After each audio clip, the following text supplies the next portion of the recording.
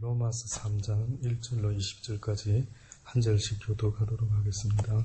그런즉 유대인의 나음이 무엇이며 할례의 유익이 무엇이뇨? 범사에 많으니 첫째는 저희가 하나님의 말씀을 맡았음이니라. 어떤 자들이 믿지 아니하였으면 어찌하리요? 그 믿지 아니함이 하나님의 믿부심을 패하겠느냐? 그럴 수 없느니라. 사람은 다 거짓되되 오직 하나님은 참되시다 할지어다. 기록된 바 주께서 주의 말씀에 의롭다함을 얻으시고 판단받으실 때에 이기려 하심이라 함과 같으니라. 그러나 우리 불의가 하나님의 의를 드러나게 하면 무슨 말하리요? 내가 사람의 말하는 대로 말하노니 진노를 내리시는 하나님이 불의하시냐? 결코 그렇지 아니하느라. 만일 그러하면 하나님께서 어찌 세상을 심판하시리요? 그러나 나의 거짓말로 하나님의 참되심이 더 풍성하여 그의 영광이 되었으면 어찌 나도 죄인처럼 심판을 받으리요?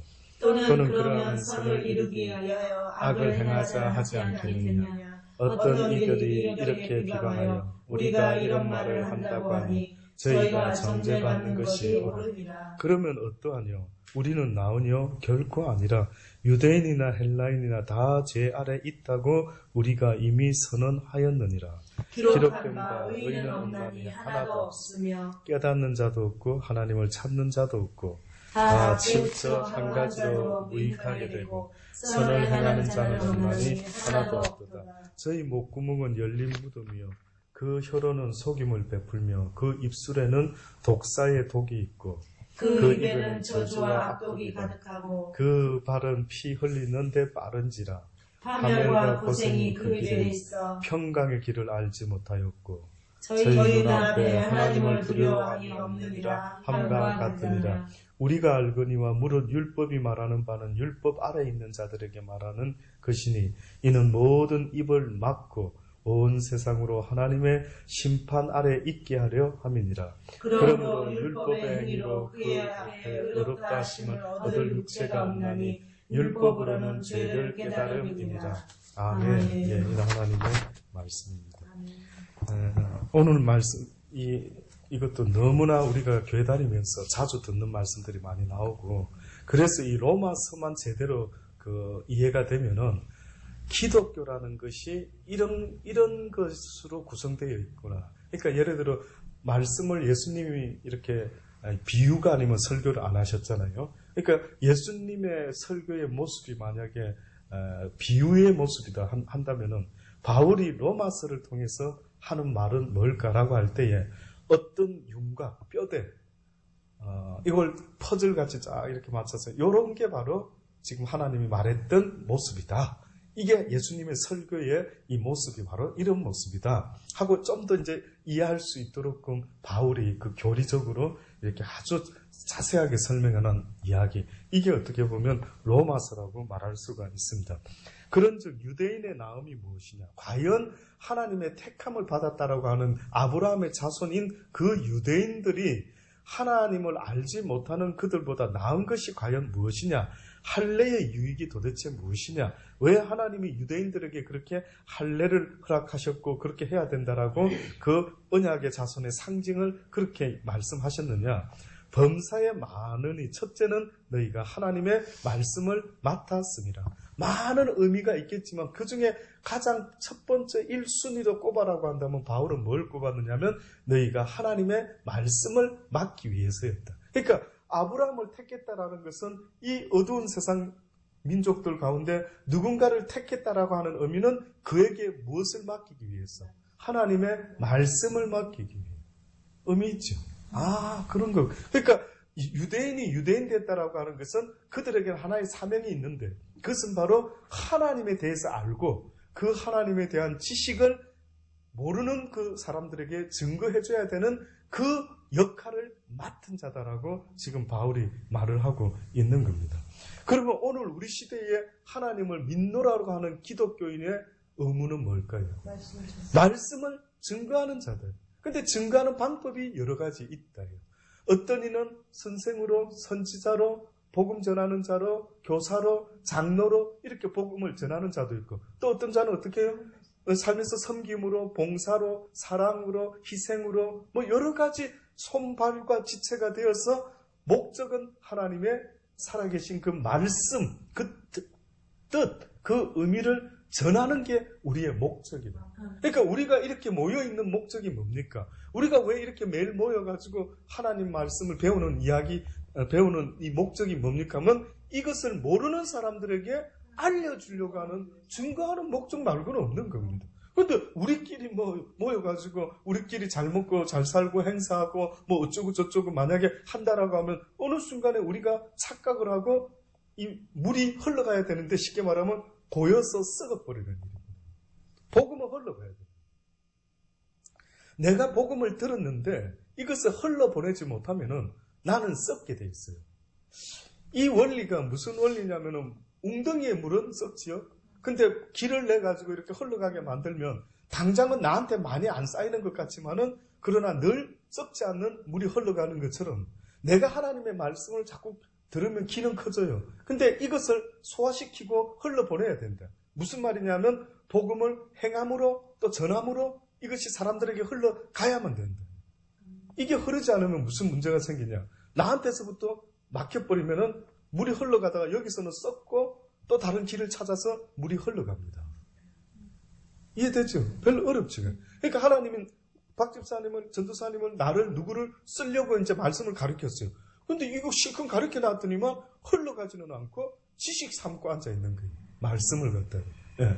그러니 결국은 지식 삼고 있는 그들이 썩다 보니까 오늘 본문에도 말했지만은 회칠한 무덤과 같이 이 썩은 악취가 진동한다. 이런 말이에요. 그래서 사해라고 하는 바다 아시죠? 그 죽은 바다라고 하는데 일명 죽은 바다인데 막 생명이 못 산답니다. 막 원체 그냥 소금기가 많고 막 죽어가지고 아무 생물도 고요만 있으니까. 그래서 우리가 흔히 그거를 죽은 바다라 이렇게 말을 하는 거예요. 그러니 하나님 말씀도요. 듣고 잊어버리면 성경에도 지적한 대로 그것은 네 얼굴에 묻은 걸 보고 잊어먹는 것과 똑같아. 부끄럽다. 창피스럽다. 네가 뭔가 문제가 있으면 그걸 해결하고 이렇게 했어야 되는데 말씀을 듣는다라는 것은 이 말씀을 맡은 자로서 이 말씀을 증거해야만 되는 사명감이 모든 기독교인들에게 있다라는 사실을 잊지 마셔야 됩니다. 이게 바로 기독교인이 존재하는 이유요. 목사가 존재하는 것은 바로 이러한 기독교인을 만들어내기 위해서 날마다 먼저는 하나님의 택한 그 백성들에게 복음을 전하고 그들이 깨달아 또 나가서 또 다른 복음을 이제 또 다른 작은 예수의 제자가 되어 계속 피라미드 같이 복음을 전할 때 땅끝까지 주의 복음이 전파되는 것 아니겠습니까? 범사에 많은 의미가 있으나 저희가 하나님의 말씀을 맡았다라는 것, 이것이 가장 중요한 유대인의 의미 아니겠느냐. 어떤 자들이 믿지 아니하였으면 어찌하리요. 그 믿지 아니함이 하나님의 미쁘심을 피하겠느냐. 그럴 수 없다. 사람은 다 거짓되되 오직 하나님은 참되시다 할지어다. 기록된 바 주께서 주의 말씀에 어렵다함을 얻으시고 판단받으실 때에 이기려 하심이라 함과 같으니라. 잘 들어보셔야 됩니다. 그러나 우리 불의가 하나님의 의를 드러나게 하면 무슨 말 하리요? 내가 사람의 말하는 대로 말하노니 진노를 내리시는 하나님이 불의하시뇨? 이렇게 말하고 있습니다. 그러니까 무슨 이야기를 하고 있느냐 하면은 어떤 사람이 믿지를 않는단 말이죠. 복음을 전해. 그러면 믿지 않는 그들 때문에 물론 하나님이 지금 여기 말하는 걸 잘 설명을 제가 하는 데까지 진짜 지혜롭게 해야 되는데 이걸 이해 한번 해보세요. 마음으로 들어보세요. 어떤 사람이 믿지를 못해요. 또 예를 들면 유대인의 첫 열매가 가지가 다 불순종에 갇혀가지고 꺾어졌다 그랬단 말이에요. 유대인들이. 자, 그랬대요. 그러면 얼핏 보면은 어머 저것들 왜 믿지 않지? 어머나 하나님 마음 아프시겠다. 저들한테 저렇게까지 말했는데 왜 하나님을 저들이 듣고 알아듣지 못할까? 그러면 아버지 마음이 아플 수 있대. 예, 아플 수 있죠. 그러나 아플 수 있는 경우가 있지만 아프지 않는 경우도 있다 지금. 바울이 말하는. 그게 뭐가 아프지 않는 경우냐면은 그들의 불의를 내버려 둠으로 말미암아 무엇을 드러내기 위함이라. 하나님의 의를 나타내기 위함이다. 잘 들어보세요. 의라고 하는 것은 저절로 의가 의되는 게 아니고 불의한 가운데 의로움이 드러날 때 이거를 의라고 말을 하는 겁니다. 예. 그러니까 하나님의 의가 나타나기 위해서는 미안하지만 하나님의 의를 가르쳐주기 위해서는 누군가가 원하지는 않지만 불의한 자의 역할을 해줘야 될 자가 있다. 이걸 하나님 편에 봤을 때. 그러니까 하나님 앞에서 쓰임받는 가운데 불의한 자가 있을 때는 우리가 얼핏 보면은 이 불이나 저 불이나 똑같아 보이지만 아니다. 이거는. 그러니까 바로가 하나님께 쓰임받았다, 쓰임받지 않았다. 쓰임받았다고 성경은 증거하는 거예요. 우리가 얼핏 보면 어머나 그 이방인인데 이집트 애굽의 왕인데 그가 어떻게 하나님하고 관계도 없는데 그런 인간이 어떻게 쓰임을 받아? 우리는 그렇게 생각하죠. 그러나 어떻게 보면은 하나님 편에서는 다 쓰신다. 예. 악한 것도 악한 때에 악하게 맞도록 쓰신다. 그러니까 우리가 판단을 할 때에는 우리 판단으로는 자칫하면은 미스 난다. 이게 미스테이크 된다. 실수하게 된다. 그렇죠? 예. 그러니까 너희는 그런 거나 신경 쓰지 말아라. 일단 불의가 있어가지고 하나님 의가 나타났다 한다면 지금 여기 그러면 불의를 통해서 하나님의 의가 나타난다면 5절에 이랬습니다. 우리 불의가 하나님의 의를 드러나게 하면 무슨 말이에요? 내가 사람의 말하는 대로만 진노를 내리시는 하나님이 불의하시냐? 결코 그렇지 아니하다. 만일 그러하면 하나님이 어째서 세상을 심판하느냐? 그러나 나의 거짓말로 하나님의 참되심이 더 풍성하여 그의 영광이 되었으면 어찌 나도 죄인처럼 심판을 받으리요? 그렇죠? 예, 내가 어떻게 똑같이 다른 죄인같이 심판을 나의 부족함이 그러니까 여러분이요 실수 안 하고 완전한 믿음을 가지고 하나님을 기쁘게 해드리고 싶은데 어느 때는 박 집사가 원대로 돼요 안 돼요? 안 되죠. 그럼 박 집사는 안 되는 거 보고 짜증내죠. 그럴 수 있잖아요. 아씨 마음대로 안 되지. 그만 또 짜증이. 근데 하나님은 오히려 그러한 나의 부족함을 보시면서 하나님의 은혜를 베푸시고 하나님의 옳음을 나타내 줄 때 그때 오히려 내가 허물이 많으면 많을수록 나의 그 허물은 심판의 허물이 아니라 하나님의 은혜를 배우는 허물이 된다. 목사님 여기 나의 거짓말이라는 거 있잖아요. 저희가 거짓말 얘기할 때는 선한 거짓말도 하지 말라고 하잖아요. 그러면 이거는 어디 있는 거짓말? 7절이요. 나의 거짓말로 하나님의 참되심이 더 풍성하면 그의 영광이 되었으면 어찌 나도 죄인처럼. 나의 거짓말이라고 하는 것은 의도적인 거짓말을 말하는 게 아닙니다. 전도사님. 의도를 가지고 하는 거짓말을 말하는 게 아니에요. 거짓말 안 하려고 하는데 거짓말이 나올 수밖에 없는 어떤 상황들이 있단 말이지. 이 사람이 그 말을 하는 거예요. 그게 어떻게 하다 보면 또 선한 거짓말이 될 수가 있는 상황. 지금 그 생각하는 거는 안 된다고 지금 말하는 거예요. 그러니까 고의로 하는 거니까 안 되고, 그죠? 그렇죠. 예를 들어 지금 뭐가 문제인 줄 알아요? 전도사님 만약에 목사님 이런 거짓말 그러면 이것도 이럴 수도 있네요. 예를 들어 이렇게 거짓말 해가지고 이렇게 말하는 거는 안 된대. 지금 당신이 이걸 그런 식으로 만약에 이해를 해가지고 거짓말도 하나님께 그러면 때로는 영광이 될 수도 있고 뭐가 되겠네. 그러면 나도 예를 들어서 뭐 어쩌다 거짓말 할 때가 생기는데 그러니까 잘 들어보세요. 그러면 나도 어쩔 수 없지 않아? 그럴 수 그럼 이 사람도 그랬는데 나도 이렇게 위로를 삼으면서 같은 하나님의 말씀을 오히려 죄를 짓는 쪽으로 그래도 된다라는 쪽으로 부추기는 적용이 사단이 가는 짓거리입니다. 그놈은 그렇게 해요. 야, 그러면 아담도 실수했는데 하나님 어떻게 그를 심판하겠어요? 용서하지. 다 똑같이 심판할 수 없는 거야. 그러니까 하나님도 네 실수를 용서하는 거야. 그러니까 너무 그런 거 가지고 회개 기도하고 이래 하지 마. 그냥 딴 인간도 그렇게 옛날에도 성경이 그랬구나. 이렇게 시작되면 문제가 발생해요.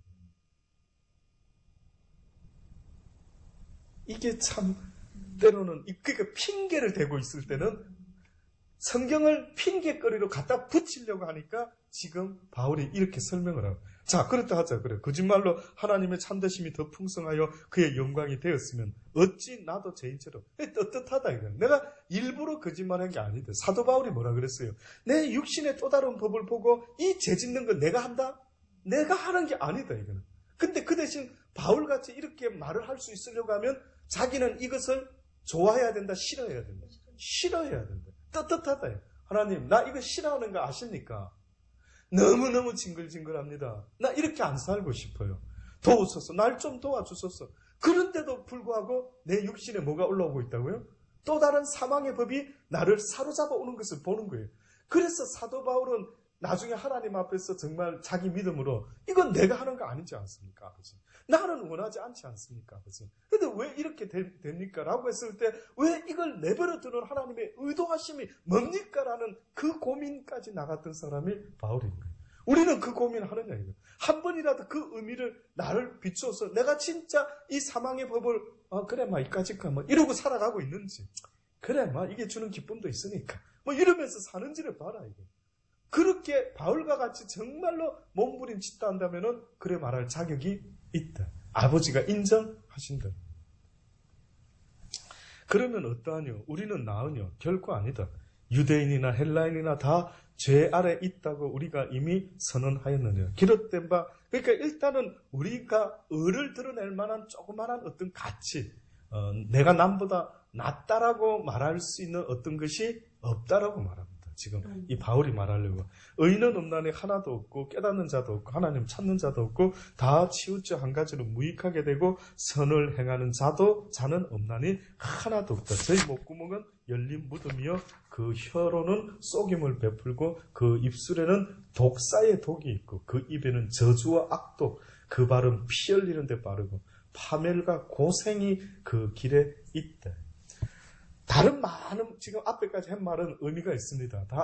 그래. 그런데 갑자기 파멸과 무엇이 있다라고 표현했냐면 고생이 그 길에 있다라고. 그러니까 인생의 그 고생의 원인이 뭡니까? 라고 물어볼 때 바로 지금 이와 같은 어리석은 죄를 짓고 있는 이것이 어떻게 보면은 인생의 고생을 의미하고 있다.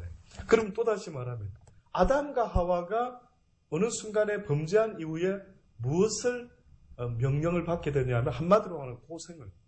무슨 말인가 하십니까? 아담과 하와가 범죄한 이후에 하나님이 아담한테 뭘 했습니까? 너는 땀을 진다. 쉽게 말하면 그전에는 굳이 하나님 일할 때는 땀 흘렸다 이런 표현을 오히려 일하는 게 즐거움이요. 호모 사피엔스라 그러나요?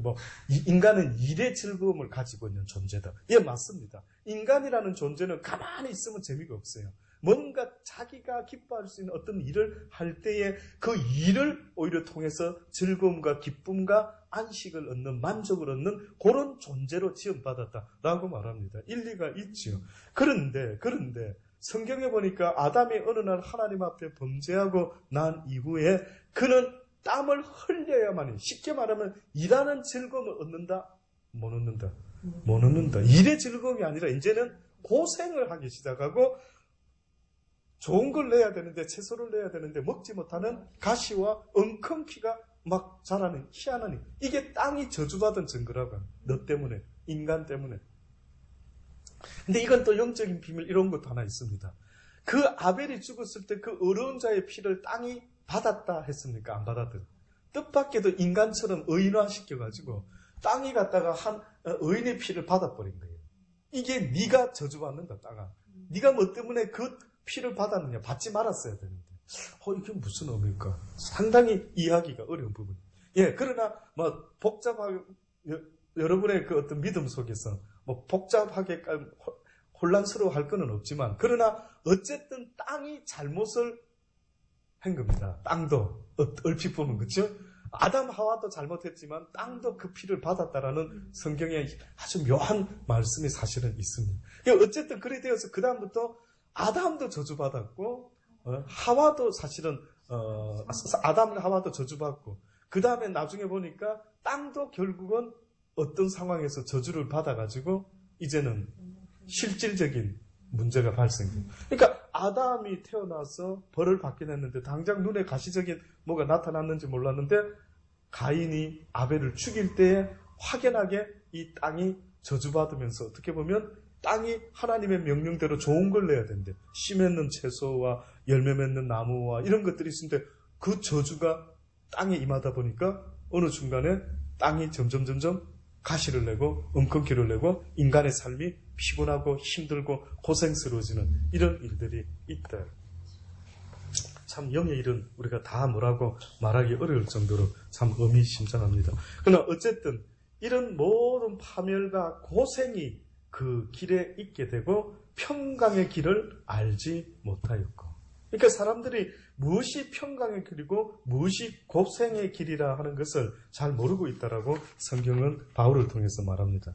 다시 말해서 의인은 없나니 하나도 없다라고 할 때 이 의인이라고 하는 것은 한마디로 말하면 하나님의 말씀대로 사는 올바른 사람을 갖다가 성경에는 의인이라는데 가장 대표적인 의인이 누구였다고요? 예수 그리스도가 가장 대표적인 의인이었다라고 합니다. 그런데 사람들이 그 하나님의 말씀을 듣고 배우고 깨달아서 그 말씀대로 살아야 되는데 보니까 그렇게 사는 자가 하나도 없다. 곧 그 뜻은 그들이 아담과 하와 같이 어떻게 보면 고생의 길로 이제는 들어서고 말았다.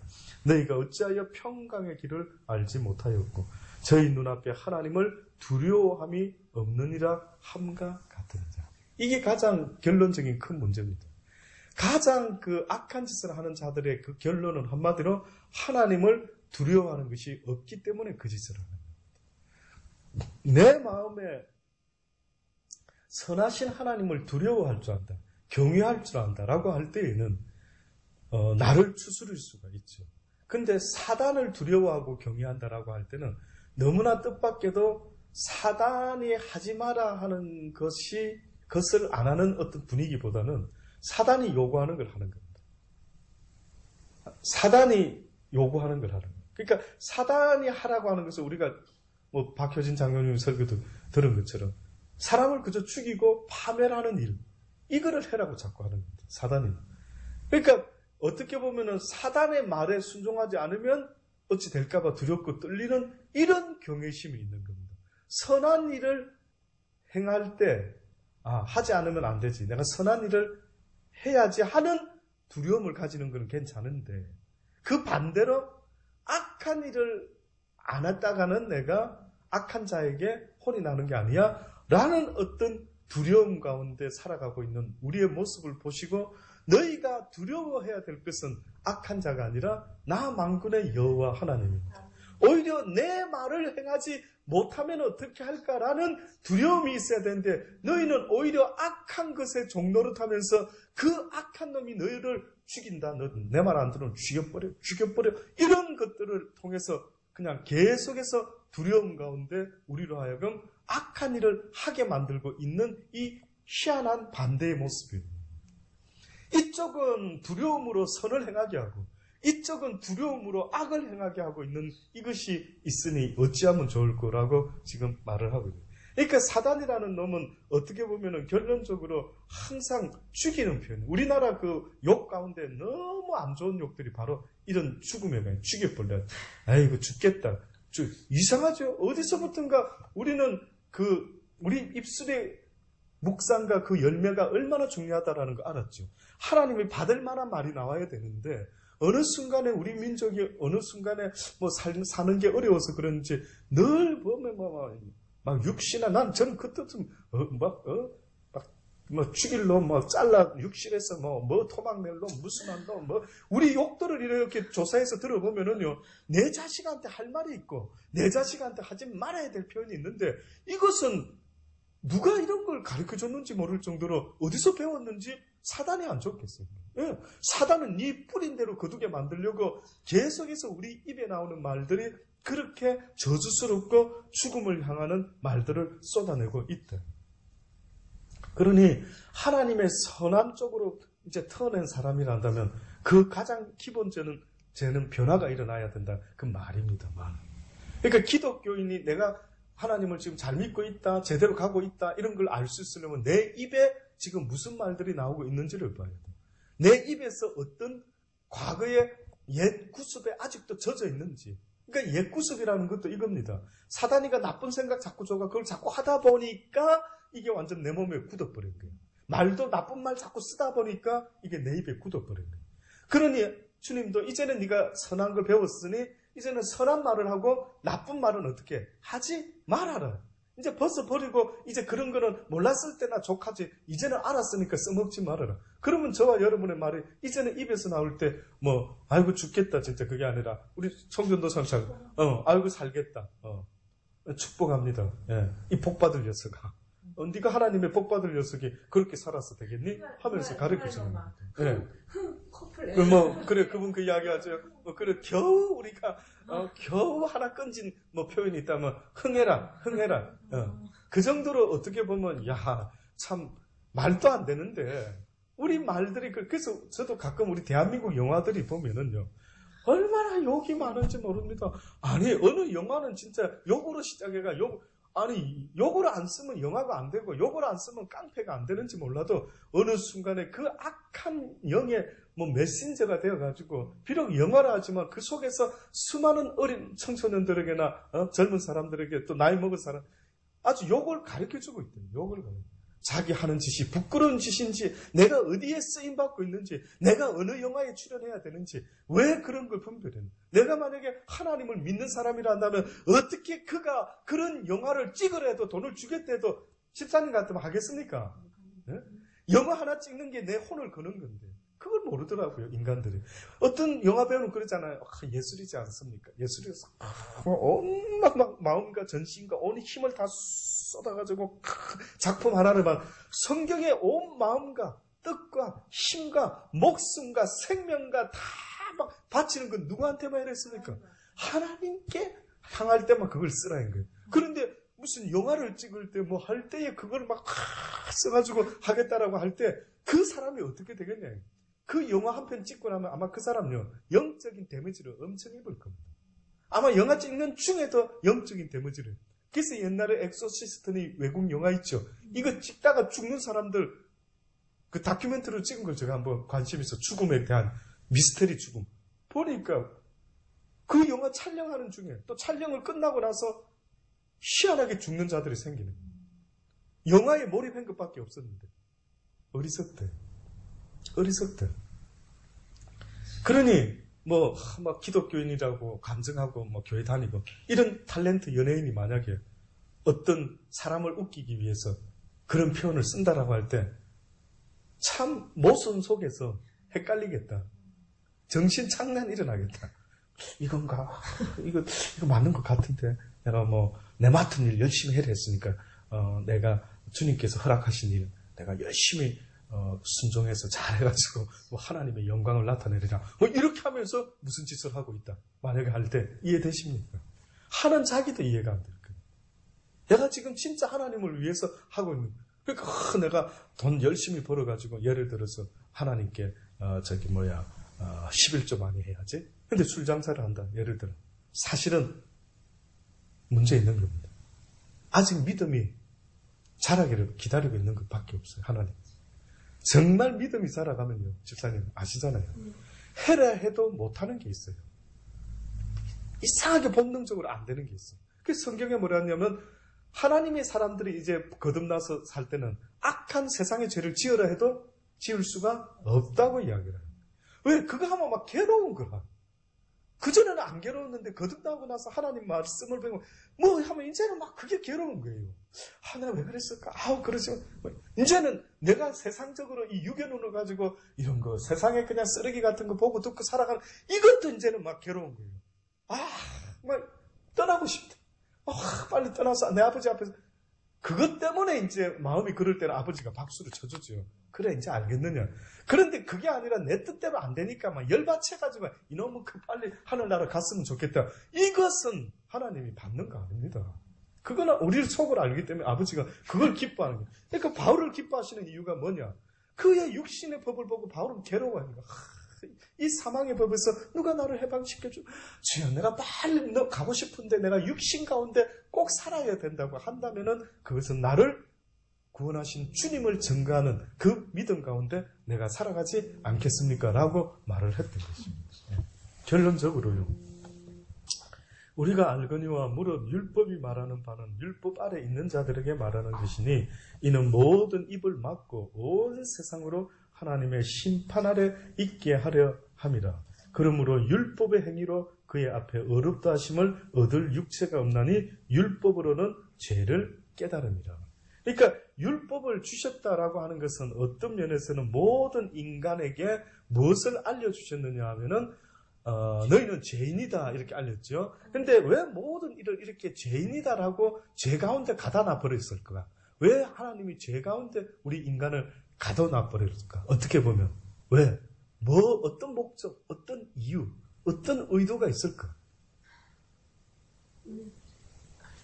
아까 우리 서두에 말했는데, 뭐가 있어야 의가 나타나면 불의가 있을 때, 의가 나타날 때 하나님의 의를 배우고, 이거구나, 느낀단 말이에요. 그러니 지금 어떻게 보면 율법이 하는 역할 중에 가장 중요한 역할은 우리로 하여금 죄인임을 깨닫게 하고, 그 죄인임이 이제 판명이 나고 깨달아지고 인정을 하게 되면 그 다음에 하나님의 한 의가 쫙 나타나는데, 그때 그거를 보고 이 죄 가운데 있던 자들이, 이 불의 가운데 있던 자들이 뭐를 배우게 된다? 의를 배우고.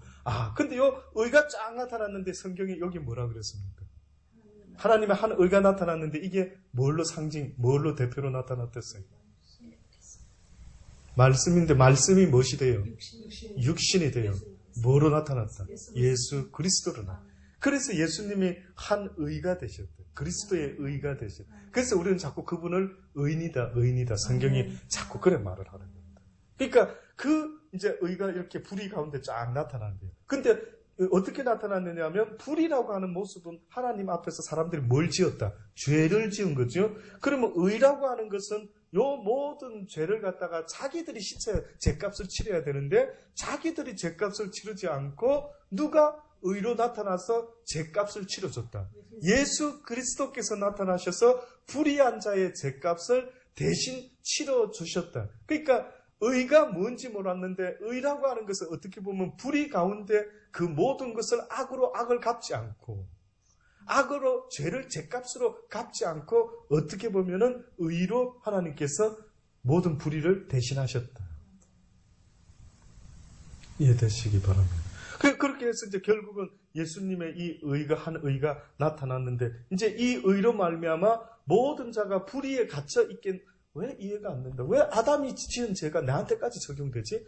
이해가 안 됐다. 그런데 뭘 가르쳐 주시기?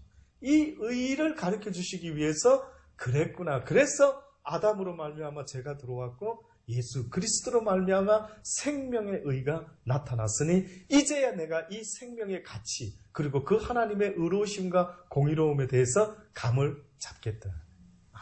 그런 거. 그러니까 꼭 빛을 설명할 때 빛만 말하면 참 이해하기가 어렵지만, 뭐가 있으면 이해하기가 더 좋다. 어둠이 있었으면 굉장히 이해하기가 좋다. 그러니까 사랑을 처음부터 말하면 사랑을 알아들을 수 있다 없다. 참 어렵다. 근데 오히려 이 세상에 어떻게 보면 불의를 내버려 뒀다는 것은, 미움을 내버려 뒀다는 것은 하나님의 선 가운데서는 이것을 이용해서 어떻게 하려고? 나타내게 하려고. 그러니까 어떤 사람은 이제 조금 머리 생각을 많이 하는 사람, 그 가룟 유다는 어찌 됩니까? 가룟 유다가 없었으면 예수님이 십자가에 달리지 않기 때문에 누군가가 가룟 유다의 역할을 해야 되지 않았을까요? 라고 할 때 아버지께 맡겨놔라. 그러나 분명한 것은 가룟 유다한테는 뭐라고요? 화단. 하나님이 쓰는 사람이 있고, 어떻게 보면요, 하나님이 내버려 둬가지고 죄를 짓도록 하는 자가 있는데, 어떻게 보면 가룟 유다의 경우는 그럴 것도 같은데도 불구하고 성경에 보니까 가룟 유다는 태어나지 않았으면 좋을 것 같고, 가룟 유다의 자리를 누가 대신하게? 마띠아가 대신하게. 완전히 이름이 어느 순간에 가룟 유다는 사라지고 맙니다. 가룟 유다의 그 악한 역할도 하나님의 계획 속에 다 있는 거니까 태어날 수밖에 없는 거잖아요. 그러니까 그거를 그렇게 짜맞추면 안 된다. 예를 들어 가룟 유다가 아니었으면은 다르게 될 수가 있겠죠. 아버지가 예수를 십자가에 매단다 한다면 굳이 가룟 유다가 팔지 않는 상황에서, 예를 들어 바리새인 대제사장이 모함을 해가지고 빌라도한테 고해바쳐가지고 끌고 갈 수도 있잖아요. 왜 네가 중간에서 파는데, 네가 뭐 때문에? 예를 들어서 그러면 우리가 생각할 때 가룟 유다도 하나님이 쓰셨다라고 할 때에 어떤 문제가 발생을, 그러면 아까 여기 말한 대로 하나님이 뭘로 우리를 심판하느냐? 어떤 기준으로? 나 헷갈린다. 나 모르겠다. 히틀러도 쓰셨네. 뭐도 쓰셨네. 다 쓰셨네. 이렇게 말이 되면 이건 문제가 발생해요. 예. 하나님은 가룟 유다 같은 녀석이 안 났으면 좋겠다는 것은 분명히 왜 네가 그 역할을 하느냐. 해피름은 많은 역할이 있는데 왜 네가 하느냐라고 하는 것은 어떤 면에서는 하나님의 직접적인 개입이 아니라 어떤 것들은 하나님이 내버려 둔다. 그럼 그 욕심이 잉태되고 또는 돈 맡은 자로서 이렇게 돈 맛을 좀 보다 보니까 성경이 뭐랬어요? 뭘 넣어줬댔어요, 가룟 유다한테? 예수 그리스도를 팔 생각을 그가 넣었을 때 그 생각을 그가 흘러보내지 않고 어떻게 한 겁니까? 자유 의지로 확 잡아, 팔아버려야 되겠다. 그러니까 우리는 항상 해야 될 것은 선한 일, 착한 일, 그것만 목표해야 되지. 그것만 해야 돼. 예, 그리고 악한 자들을 갖다가 악하다라고 네 기준에서 말하지 말아라, 함부로. 때로는 하나님은 네 눈에는 악한 게 다 비슷해 보이지만 쓰시는 악함이 있고 쓰지 않는 악함이 있다. 왜 필립니가 그렇게 그런 역할을 맡아서 하느냐? 이해되십니까? 그래서 이런 부분이 조금 이해하기가 어려울 수도 있지만은 하나님이 요구하는 것은 그는 내 몫이니 내게 원수 갚는 것은 내게 맡겨두고 너는 항상 네 목표는 뭐가 돼야 된다? 선이 돼야 된다. 자꾸만 왜 저럴 수도 있네. 그런 생각하면 누구를 돕는 건데? 사망 악한 놈한테 아주 그놈에 유익되게 만드는 거야. 그거 뭐 때문에 그 생각하는데 네가? 너는 선한 일을 하기 위해서 날마다 애를 써도 다 못할 판인데 뭐 때문에 어머나 저 악한 사람 가룟 유다 하나님이 쓰셨나? 저럴 수도 있나? 저럴 수도 있다면 그러면 헷갈리네. 굳이 내가 선을 안 해도 이런 희한한 쪽으로 빠져들어가지고 결국은 선을 안 해도 돼. 어때 하나님 나한테 그렇게 함부로 평가하시면 당신이 나 안 도와줬기 때문에 나도 어쩔 수 없는 거 아니야. 이렇게 핑계치 못하게 하기 위한 하나님의 선하신 뜻이 있다라는 사실을 오늘 가슴에 새겨놓으시고요. 오늘 했던 이런 말씀들이 사실은 굉장히 설교로 말하기도 때로는 어렵고 받을 만한 자가 있고 받지 못할 만한 자가 있는 겁니다. 그래서 이런 자리들이 제가 가만히 어제도 생각했습니다. 예수님이 제자들을 데리고 다니면서 말씀을 사람들에게 천국 복음은 가난한 자, 그럼 제자들이 또 궁금한 게 생기면 예수님 그게 무슨 뜻입니까? 왜 그렇게 설명했습니까? 또 제자들에게 너희들에게 허락이 되었다 하고 이렇게 하면 그러면 그들에게는 허락이 안 됐다. 왜? 아직 어떻게 보면 아직 감당할 수 없다. 저들은. 그러니까 감당할 수 있는 너희들한테는 내가 이렇게 설명을 사실 비유로 안 하고 이렇게 아주 구체적으로 설명을 내가 해주겠다. 그렇게 제자들은 배웠던 것입니다. 그들이 어느 날 몇 날이 못 되어서 너희에게 성령이 임할 테니까 너희가 예루살렘을 떠나지 말고 기다렸다가 성령이 너희에게 임하면 너희가 나의 증인이 될 거지. 그러니까 다시 말해서 제대로 하나님의 말씀을 배운 자만이 하나님의 증인의 자리로 나갈 수 있다라는 걸 알려주는데 어느 때는 설교할 때에 공개적으로 설교할 때는 한계가 있어요. 그건 다른 분이 아니라 받을 만한 자가 있고 받지 못할 자가 있다. 듣고 똑같은 설교를 들어도 아멘이 되는 사람이 있고 왜 저런 표현을 써? 저 목사는 좀 이상하네. 저 이상하네. 왜 저런 이야기가 나오지? 그 사람은 감당이 안 되는 거예요. 그러니까 똑같은 말을 들어도 어떤 이는 감당이 되지만 어떤 이는 같은 말을 들어도 전혀 이해할 수가 없는 거예요. 그러니까 그 사람이 똑똑한 게 아니고 어리기 때문에 이해가 안 돼요. 아직은. 그러니까 자기 딴에는 똑똑하다 그랬어요. 이해 안 되는데 이해가 안 돼. 말이 안 맞아. 이렇게 하면 얼핏 보면 남들이 어머나 저분 똑똑하다. 야 어떻게 저렇게 나는 그게 그렇게까지 생각 못했는데 저 사람은 그렇게까지 생각 그러고 듣고 보니까 이해가 안 돼야 되는구나. 이런 쪽으로 또 이렇게 생각하는 사람도 있더라고요. 그러니까 참 하나님의 말씀은 1대1의 관계예요. 네가 듣고 깨달으면 가라. 걸어가라. 남이 저 사람이 이해 못하니까 내가 잘못됐나 이런 소리 하지 말고 하나님과 내가 1대1의 관계 속에서 믿음의 삶을 살아가야 되는 게 우리 각자의 십자가를 지고 날마다 나를 주를 쫓아야 되는 게 우리의 믿음의 삶이다라는 사실을 잊지 마시고 항상 그 말씀을 붙잡고 자아로나 우로나 치우치지 않고 살아갈 수 있는 복된 하루가 되기를 주의 이름으로 바랍니다. 기도하시겠습니다.